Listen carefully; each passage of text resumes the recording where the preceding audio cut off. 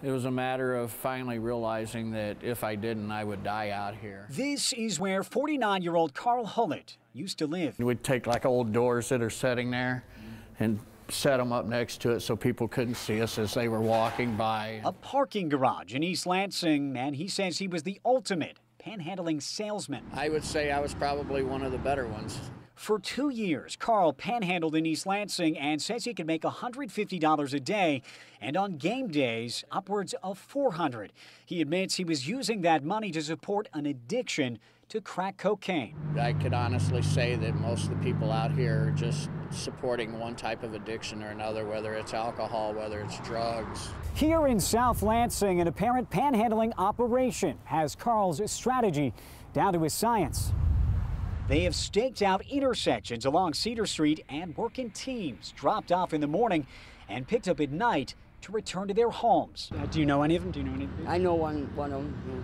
Yeah. Which one do you know? He made $165 in about 3 hours, and he's a drug addict himself, so. What kind of drugs is he buying? Heroin. This woman says she is not part of that group and that some of them have been threatening a turf war for the intersection where she panhandles. So she comes by here and cusses me out because they want our spot. And we've been standing there for months. Who comes by and cusses you out? The lady in the wheelchair, I don't know who she is. Some little old lady in a wheelchair.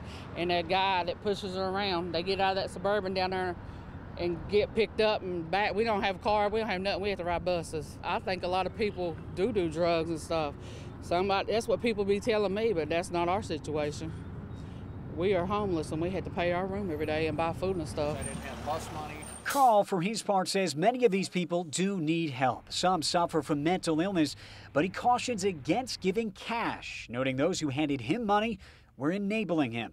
I thank God for them, but at the same time, it didn't give me any incentive to look for anything different, or I was just satisfied with where I was at the time. I'd be more than happy to show you. Okay. He eventually turned it around, entered the drug rehab program here at City Rescue Mission, and got a job with a landscaping company. So what's his advice on how to help panhandlers? Maybe carry a $5 Burger King gift card or something in your car. These gift cards for any kind of restaurant or anything are a great opportunity to be able to help without enabling someone to continue an addiction.